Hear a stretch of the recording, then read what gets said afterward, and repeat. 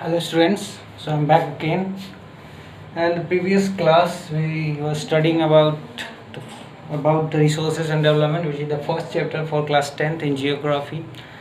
It's been 3 days. I haven't uploaded any video. I'm sorry for the inconvenience.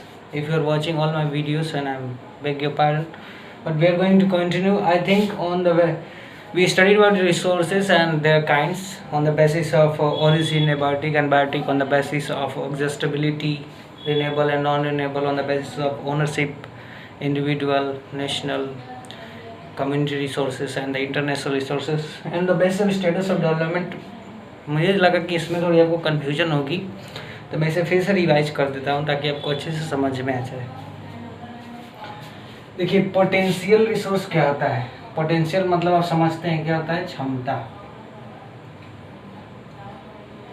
मतलब ऐसा resource जिसको इस्तेमाल होने की क्षमता है। It is the potential that we can utilise the potential resource, but we are not utilising it, not in proper use. मैंने आसान टैक्स दिए हैं जिसको आपको आसानी से अंतर समझ में आ जाएगा। पोटेंशियल रिसोर्स वो हैं जिनको जो अवेलेबल हैं, अवेलेबल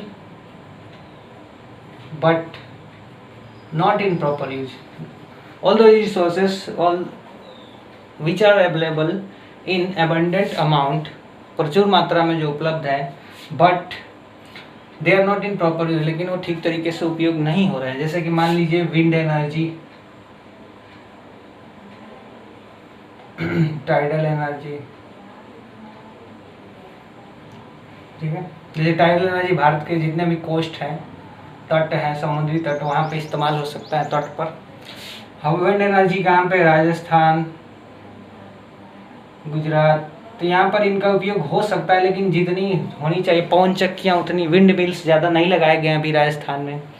सोलर एनर्जी इस्तेमाल कर सकते हैं राजस्थान में या गुजरात में या पंजाब में। टाइडल एनर्जी, भारत का तट बहुत ही लंबा है, ठीक है, लेकिन उसका भी उपयोग नहीं हो रहा है। तो ये पोटेंशियल रिसोर्स वो हैं जो अवेलेबल हैं, टेक्नोलॉजी भी है, लेकिन हम उनको ठीक तरीके से इस्तेमाल नहीं कर रहे हैं, हालांकि हम कर सकते हैं। डेवलप्ड रिसोर्सेज क्या है? विकसित। डेवलप्ड मतलब क्या होता है? विकसित। इन प्रॉपर यूज, देखिए प्रॉपर यूज में नहीं है, प्रॉपर यूज में है, यानी कि पूरी तरह डेवलप्ड है। जैसे आप ले सकते हैं कि हाइड्रो इलेक्ट्रिसिटी,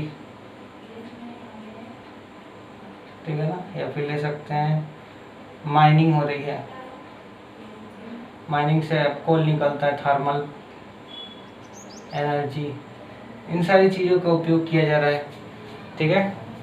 सीमेंट इंडस्ट्री जो विकसित हो चुका है, यानी कि जो इस्तेमाल हो रहे हैं, बड़े ही जितनी प्रचुर मात्रा है, अक्सर अत्यधिक इनका उपयोग हो रहा है, जिनका एक्सेसिव यूज हो रहा है, ऐसे रिसोर्सेज को हम डेवलप्ड रिसोर्स कहते हैं, जिनकी टेक्नोलॉजी है, बहुत ज़्यादा इस्तेमाल भी कर चुके हैं, बहुत बार मॉडिफिकेशन भी कर सकते हैं, बहुत बार हमने टेक्नोलॉजी में सुधार भी किया है। तो ऐसे रिसोर्सेज को हम डेवलप्ड रिसोर्सेज की कैटेगरी में रखेंगे। बात समझ में आ रही है आपको? स्टॉक क्या होता है? ठीक है, स्टॉक मतलब आप समझ सकते हैं, डेवलपमेंट स्टॉक मतलब होता है भंडार, ठीक है। अब देखिए, कुछ ऐसे रिसोर्स हैं जिनके लिए हमको इस्तेमाल करने की टेक्नोलॉजी, जैसे कि हम वाटर को जानते हैं, वाटर को हम H2O कहते हैं, जानते हैं ना। तो हम वाटर से ऑक्सीजन को अगर हम हीट करें तो अलग कर सकते हैं, लेकिन हाइड्रोजन प्लस ऑक्सीजन को मिला के वाटर कैसे बनता है ये जानते हैं भी कि हाइड्रोजन है, ऑक्सीजन है, हम वाटर नहीं बना सकते।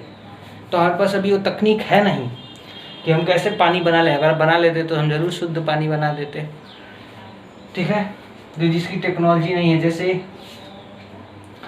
हमारे पास अभी कोई ऐसा सोर्स नहीं है जिससे अनलिमिटेड पावर मिले, मतलब कि ऐसा बिजली का स्रोत मिल जाए, ऐसी पावर मिल जाए।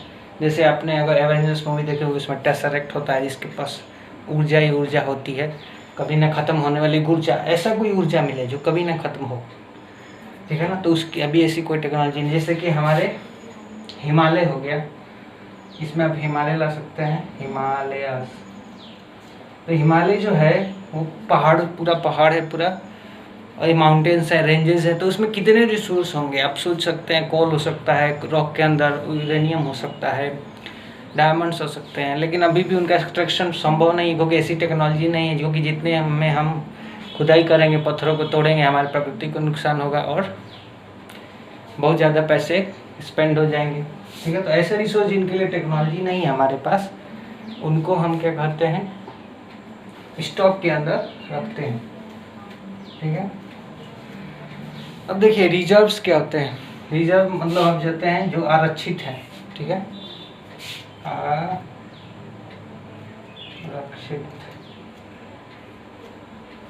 जो ऐसे रिसोर्स जिनको क्या किया गया है, यानी कि बचा करके आरक्षित करके रखा गया है, जैसे कि आप सेव्ड फॉर फ्यूचर, जैसे कि हो गया फॉरेस्ट, वाटर, ठीक है, या फिर एयर को अगर हम बचा रहे हैं, पॉल्यूशन कम कर रहे हैं, तो ऐसे जो रिसोर्सेस हो जाएंगे उनको हम रिजर्व्स कहेंगे, जो हम इसलिए बचा रहे हैं, हम यूज तो कर रहे हैं लेकिन उनको बचा भी रहे हैं ताकि हमारे आने वाला पीढ़ी जो है, so that our next generation can also avail all the benefits which are going to be provided by all these natural resources which are being bestowed to us by the nature or by the God. So we are working on it and we are just saving them. तो reserves जो है उनको क्या किया गया, future के लिए बचाया गया है। बात समझ में आ रही है आपको? अंतर समझ में आ रहा है सारे में? ठीक है, एक बार फिर देखेंगे, आप नहीं समझ आएगा फिर हम आगे कंटिन्यू करेंगे चैप्टर को। Thank you so much, keep studying.